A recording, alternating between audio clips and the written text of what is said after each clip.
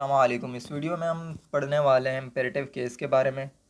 ترکی زبان میں imperative case بنانے کے لیے مصدر سے علامت مصدر کو ہٹا دیتے ہیں۔ جیسے یہاں پر ہمارے پاس ورب ہے گیلمیک، گیلمیک یعنی آنا۔ اب گیلمیک کی جو علامت مصدر ہے وہ ہے میک۔ میک کو ہم نکال دیں گے تو ہمارے پاس کیا بچے گا؟ گیل، گیل جس کا مطلب ہے آ، گیل کا مطلب ہے آ۔ یہ ضمیر حاضر کے لیے ہے، ضمیر حاضر واحد کے لیے گیل، اور جمع کے لیے ان کا اضافہ کرنا ہوگا ہمیں، گیلن یعنی آپ آئیں، گیل یعنی تو آ، تم آؤ، گیلن یعنی آپ آئیں، ٹھیک ہے۔ اور نیگیشن کے لیے میں کا استعمال کیا جاتا ہے، میں اور ماں۔ گیل میں یعنی مت آ، گیل میں یعنی مت آ، گیل میں ین، گیل میں ین آپ مت آئیں، گیل میں ین آپ مت آئیں۔ اب ضمیر غائب کے لیے، واحد غائب کے لیے سن کا اضافہ کیا جاتا ہے، سن سفکس کا اضافہ کیا جاتا ہے۔ جیسے گیل کے ساتھ سن لگائیں گے تو یہ بن جائے گا گیل سن یعنی وہ آئے، گیل سن یعنی وہ آئے۔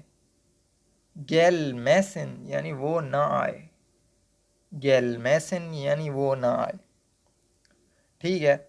اور غائب جمع کے لیے سن کے ساتھ لیر کا بھی اضافہ کیا جاتا ہے، جیسے گیل سن لیر، گیل سن لیر یعنی وہ آئیں، گیل سن لیر یعنی وہ آئیں، گیل میسن لیر یعنی وہ نہ آئیں، ٹھیک ہے۔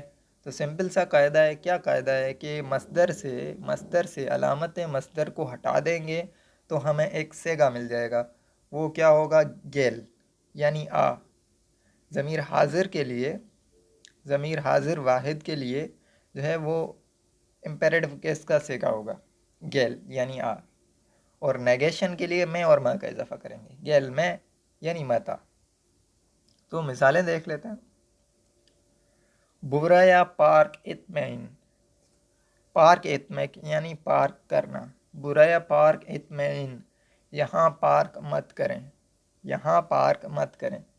اونا اصلہ انانما، ایک ورب ہے انانمک یعنی یقین کرنا، اس کو یوز کیا ہوا یہاں پر، اونا اصلہ انانما، اس پر ہرگز یقین مت کرو۔ ارایا گیت میں، وہاں مت جاؤ، ارایا گیت میں یعنی وہاں مت جاؤ، ٹھیک ہے۔ تو یہ تھا ہمارا آج کا چھوٹا سا ٹاپک امپیریٹیو کیس کا۔